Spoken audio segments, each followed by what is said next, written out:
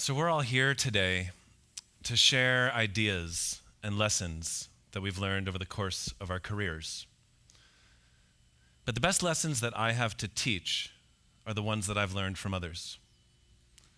I've been unbelievably blessed to have some incredible mentors. Danny Meyer, my longtime boss, who taught me about the foundational approach that we take to service in our restaurants. My dad, Frank Guidara, a lifelong restaurateur, who taught me about integrity and hard work. Daniel Hume, who taught me to reach for the stars and to never forget the importance of finding joy in everything we do.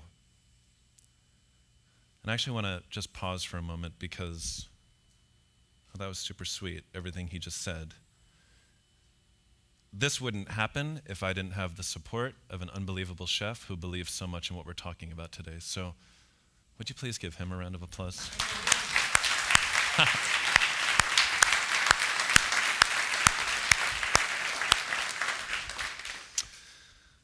But today we're here to talk about hospitality. And if there's a through line in the speeches we've been hearing, it's that hospitality is all about relationships.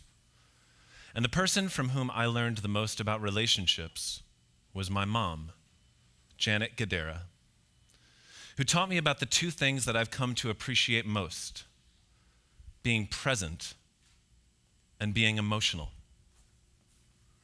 And so this speech is about my mom.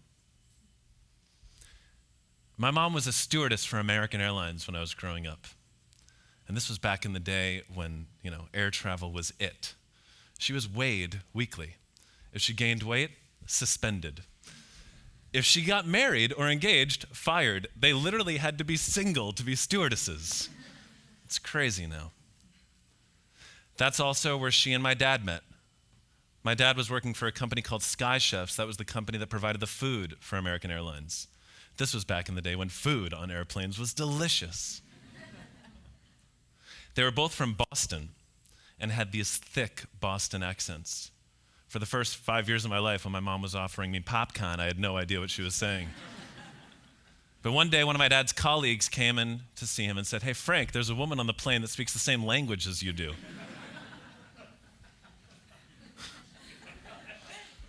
They were together from that point forward. My mother was beautiful. She was kind. She was glamorous. She traveled all over the world. I was in awe of her growing up. She was larger than life. But when I was 6, she had a couple of accidents at work. Suddenly, this woman who never made a mistake dropped 2 cups of coffee in first class within a week. She was scared and concerned and went to doctors to get help. After what seemed like an eternity of tests and appointments, we got what seemed like the most awful news imaginable, that she'd been diagnosed with brain cancer. Now, while the tumor was removed and her life ultimately saved, something I will forever be grateful for, because I did get to have a mother growing up. The radiation treatment she received slowly weakened her physical state, and within a few years, she was rendered a quadriplegic, spending the rest of her life in a wheelchair, unable to move, and unable to talk.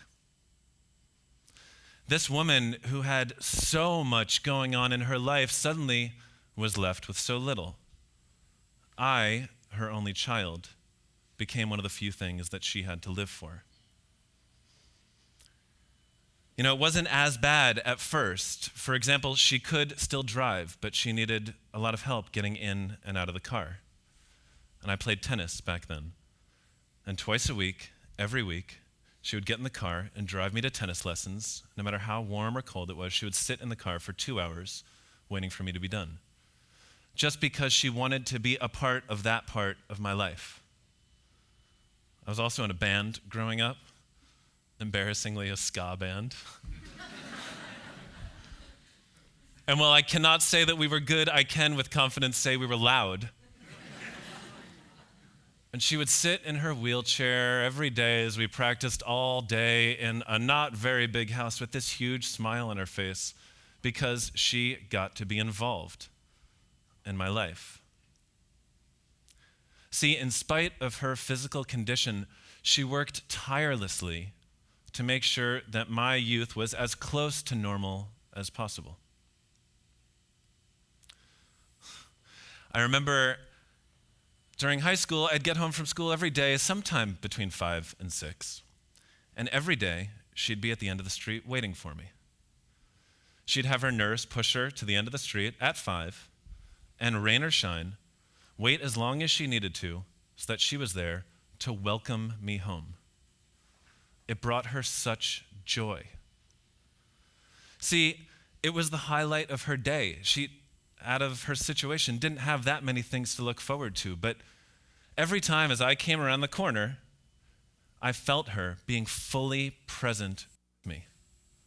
She made me feel like I was the only person in the world. And I'm not sure at the time I knew the lessons I was learning. In fact, sometimes I took her presence there for granted. So excited to get home and play Nintendo that maybe I rode right by with a smile and a wave.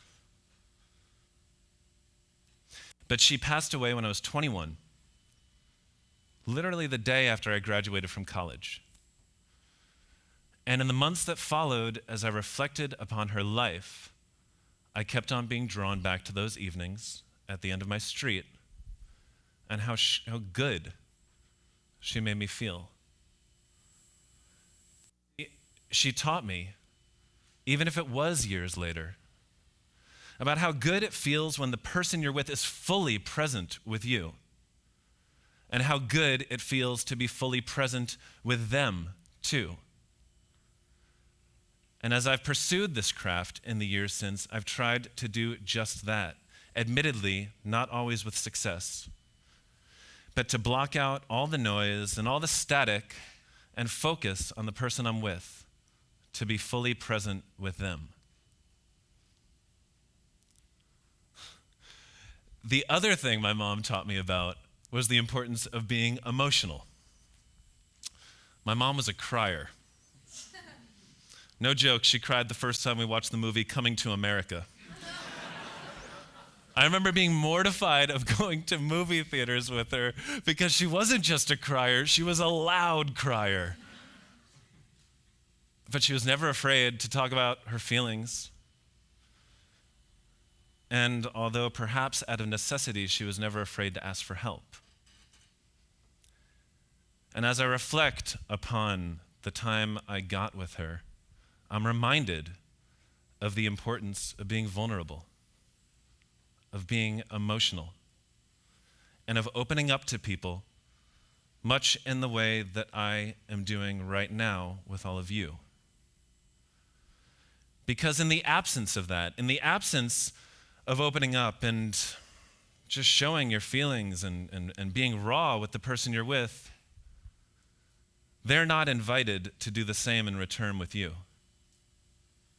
And in the absence of that exchange, it's truly impossible to have any sort of real, meaningful connection. I miss my mom every day. But in a bizarre sense, I feel blessed because that I think her situation growing up in many ways helped me to become a better man. So here's to my mom, to being vulnerable even when it's a little bit uncomfortable, and to being fully emotionally present in every interaction you have. Thank you.